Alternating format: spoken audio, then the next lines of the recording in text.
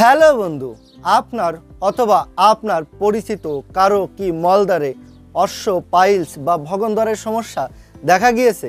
দীর্ঘদিন বা অল্প সময় ধরে মলদ্বারে এই অশ্ব ভগন্দর বা পাইলসের সমস্যায় ভুগছেন। হয়তো এর জন্য অনেক অভিজ্ঞ ডাক্তার দেখিয়েছেন, বিভিন্ন ধরনের ওষুধ সেবন করেছেন অথবা অনেক ঘরোয়া পদ্ধতিও ব্যবহার করেছেন, কিন্তু তেমন কোনো লাভই হয়নি।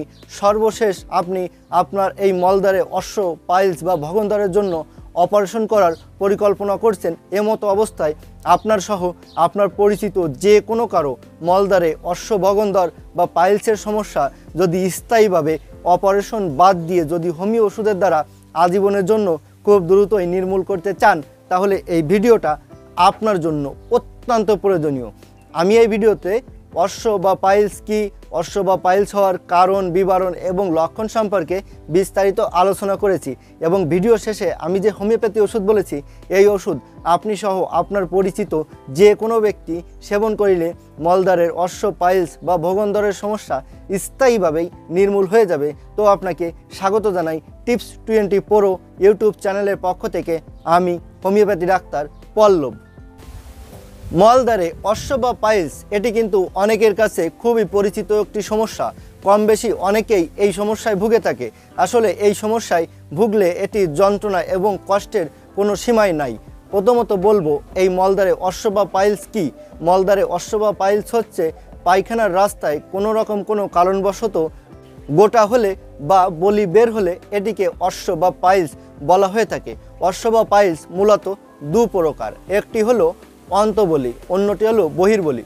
অন্তবলি বলতে সাধারণত মলদ্বারের ভিতর অংশে যে বলি থাকে সেটিকে অন্তবলি বলা হয় এবং মলদ্বারের বাহির অংশে যে বলি থাকে এটিকে বহির্বলি বলা হয়ে থাকে। সাধারণত অন্তবলি দিয়ে প্রচুর পরিমাণ রক্ত বের হতে থাকে, কিন্তু বহির্বলি দিয়ে রক্ত খুবই সামান্য পরিমাণে বের হয়।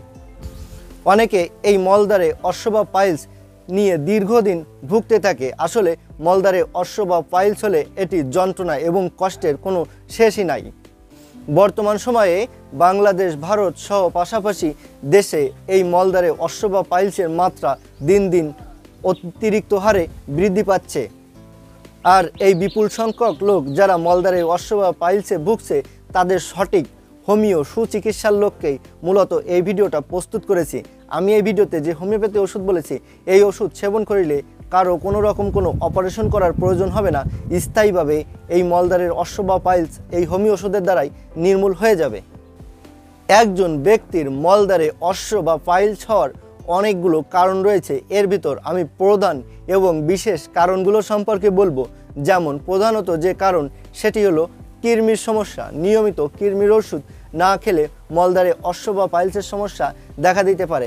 এছাড়াও অনেক সময় বংশগত কারণেও কিন্তু এই মলদ্বারে অশ্ব বা পাইলসের সমস্যা দেখা দিতে পারে। এছাড়াও দীর্ঘদিন যাবৎ কোষ্ঠকাঠিন্যে ভোগার কারণেও মলদ্বারে অশ্ব বা পাইলসের সমস্যা দেখা দিতে পারে।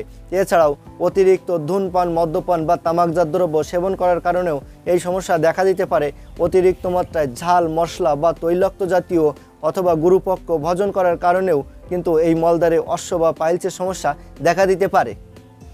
যে সকল ব্যক্তিরা দীর্ঘদিন বা অল্প সময় ধরে মলদ্বারে এই অশ্ব বা পাইলসের সমস্যায় ভুগছে, তাদের শরীরে অনেকগুলো লক্ষণ এবং উপসর্গ অনুভব হয়ে থাকে। হোমিওপ্যাথি ওষুধ সর্বদা লক্ষণ এবং উপসর্গের ওষুধ, তাই লক্ষণ এবং উপসর্গগুলো বিবেচনা করেই ওষুধ সেবন করতে হয়। বিভিন্ন ডাক্তার বিভিন্ন লক্ষণের উপর ভিত্তি করে বিভিন্ন ধরনের ওষুধ বলে থাকে। এগুলো লক্ষণ মিলিয়ে সেবন করা খুবই কষ্টসাধ্য, কিন্তু আমি আমার অভিজ্ঞতার উপর ভিত্তি করে বাছাইকৃত লক্ষণ এবং উপসর্গগুলো বলে থাকি এবং এর উপর কার্যকরী হোমিও ওষুধই বলে থাকি। তো আমি এখন যে লক্ষণ এবং যে উপসর্গগুলো বলবো, এগুলো একটু খেয়াল করে শুনবেন।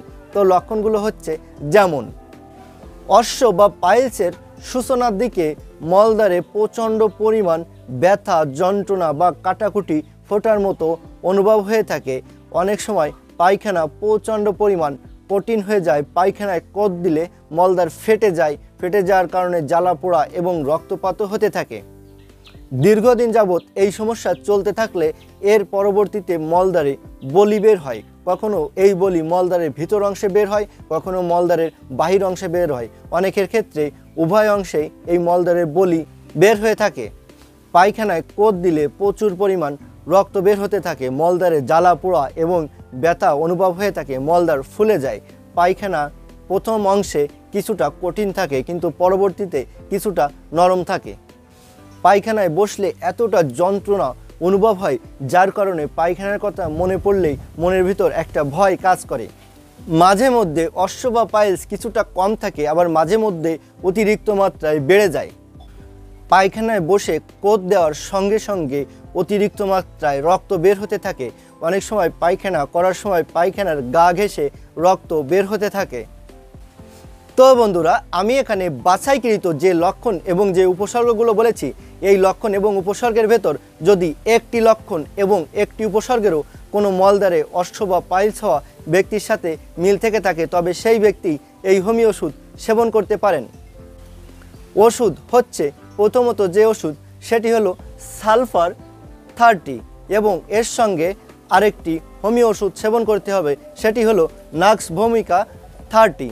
এবার আমি এই দুটি ওষুধ সেবন করার নিয়ম সম্পর্কে বলবো।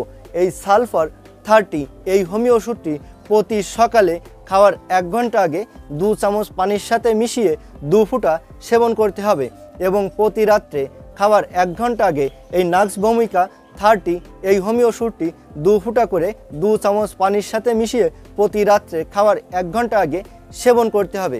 এই নিয়মে এই দুটি ওষুধ কমপক্ষে 1 মাস সেবন করতে হবে, তাহলে যে কোনো ব্যক্তিরই মলদ্বারের অশ্ব বা পাইলসের সমস্যা স্থায়ীভাবেই নির্মূল হয়ে যাবে। তবে ওষুধ চলাকালীন সময়ে অবশ্যই ঝাল মশলা বা তৈলাক্ত জাতীয় এবং মাংস এবং ভাজাপোড়া খাওয়া থেকে অবশ্যই বিরত থাকিবেন। আর ওষুধ দুটি অবশ্যই আপনার নিকটের কোনো হোমিওপ্যাথি দোকান থেকে অবশ্যই ভালো কোনো কোম্পানির ওষুধ কিনে নেবেন। ওষুধ দুটি সেবন করা ছাড়াও কোনো রকম কোনো মতামত বা প্রশ্ন থাকলে অবশ্যই কমেন্ট বক্সে লিখে জানাবেন। আর আপনাদের যে কোনো ধরনের চিকিৎসা গ্রহণের প্রয়োজন হলে অবশ্যই আমার সাথে যোগাযোগ করবেন। আমার ফোন নাম্বার এবং হোয়াটসঅ্যাপ নাম্বার এখানে দেওয়া আছে, প্রয়োজনে আমার সাথে সরাসরি কথা বলবেন। আর ভিডিওটি যদি ভালো লেগে থাকে তাহলে অবশ্যই একটা লাইক দিবেন আর চ্যানেলটি সাবস্ক্রাইব করে সাথেই থাকবেন। ভালো থাকবেন, সুস্থ থাকবেন, ধন্যবাদ।